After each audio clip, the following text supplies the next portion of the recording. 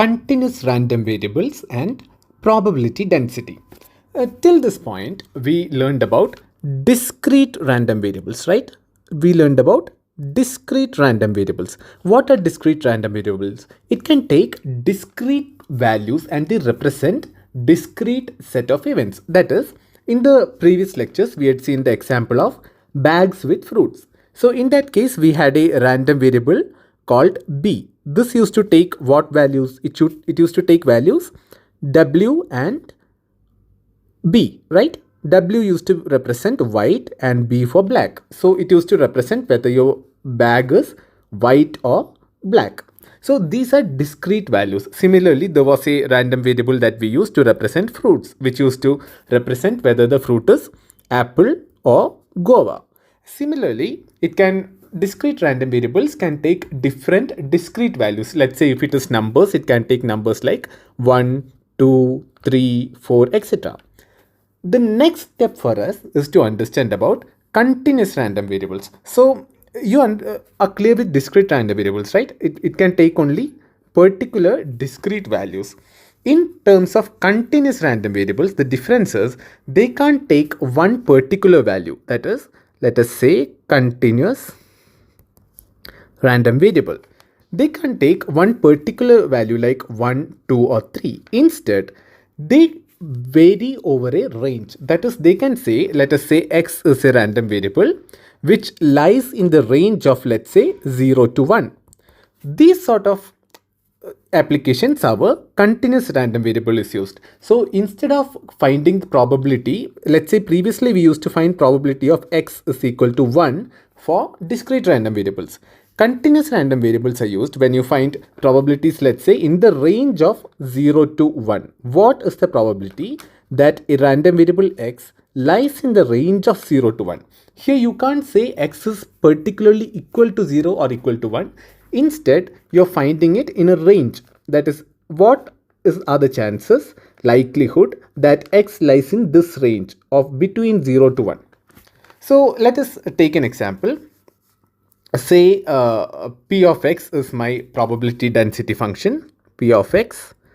So previously we used to have probability mass function where if you have a probability function p of x, you can use, let's say, p of x is equal to 1 and find the value for that particular value. But here with continuous random variables, you will have a probability density function which is p of x. And how do you find the probability for one particular range? Let us say continuous random variable, it is between, let's say, a and b. You want to find what is the probability that the variable x lies between a and b. How will you find it? In order to find probability of x element of the range ab, how will you find this? For this you have to integrate, right? You have to integrate from a to b. What do you have to integrate? This probability density function. So you take your probability density function, integrate p of x dx in the range of a to b. So this is how you find the probability of a continuous random variable, that it lies in the range a to b. Now coming to different rules of probability. In the previous classes we had seen that it has to satisfy certain condition, that is probability of something an x should always be greater than or equal to 0. You can't have negative probabilities. The worst you can have is 0. The highest you can have is 1. Similarly, if you take sum of all probabilities, it should be equal to 1, because if you take, let's say, in case of bag, you have to, when we had two bags, one was white, one was black. In that case, probability of having a white bag plus probability of choosing a black bag, both should add up to 1, because there are only two possibilities. They should cover the whole probability space. Coming to continuous random variable, the same rules apply, but instead of summation, here you will have to use integration. That's the only difference. So the first rule, that p of x greater than or equal to 0, it stays as it is. That is, probability should always be greater than 0 in case of continuous random variables as well. Coming to the rule of equal to 1, in here you integrate from the range minus infinity to infinity. That is for all the values. If you take the values and integrate all those, the integration should add up to 1. The integral of minus infinity to infinity p of x dx should give you 1. So this is the rule with continuous random variables. Let us see what happens with different rules of probability. We had sum rule, product rule, and so on. With discrete random variables, what was a sum rule? A sum rule said if you want to find, let's say, p of x, this can be found by summing up over all the values of y, p of x, y, right? This is how we found this. This was the sum rule for discrete random variables. The same thing when we use it for continuous random variables, sum rule stands as it is, but instead of summation, you have to do integration. You have to integrate p of x, y, dy, right? With respect to y you are doing it.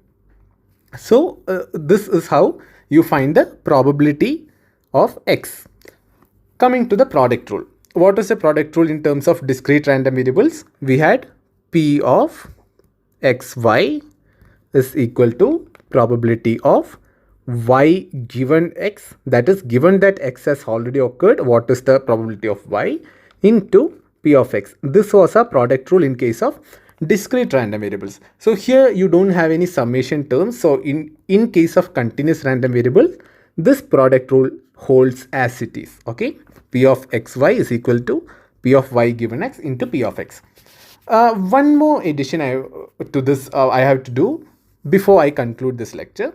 That is, we said that the summation has to be equal to 1 in case of discrete random variables, and integral has to be equal to 1 in case of continuous random variables. In case of continuous random variables, this integral can be perceived in one more manner, which is the graphical manner, and this should be more logical and more interesting. Let us say my probability density function p of x is let's say something like this. This is my p of x, and let's say value 1 is very high here. This is 0. Let's say this is my x. So as x takes, let's say, some value here, let us call this value 4. 0, 1, 2, 3, 4, 5. Let us say x takes a lot of values here.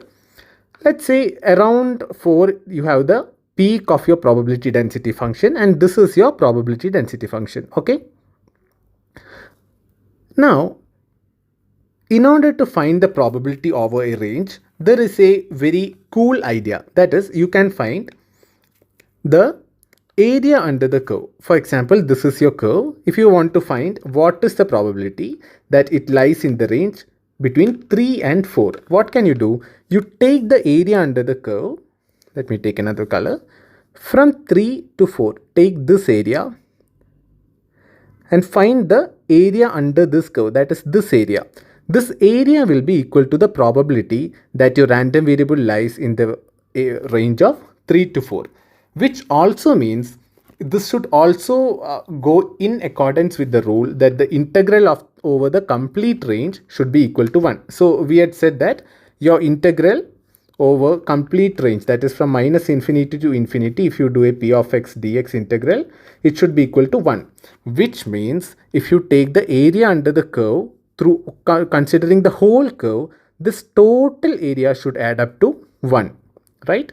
So this is another way in which you can understand the probability of continuous random variable. Instead of integrating, you can simply find area under the curve, which is practically more feasible in many conditions, and it's easier for you to understand. So in order to find the probability of a continuous random variable, either you have to integrate it over the range. That is, if you want to find it between 7 to 8, you have to integrate it from 7 to 8, or you can find the area under the curve from 7 to 8. These are the two methods.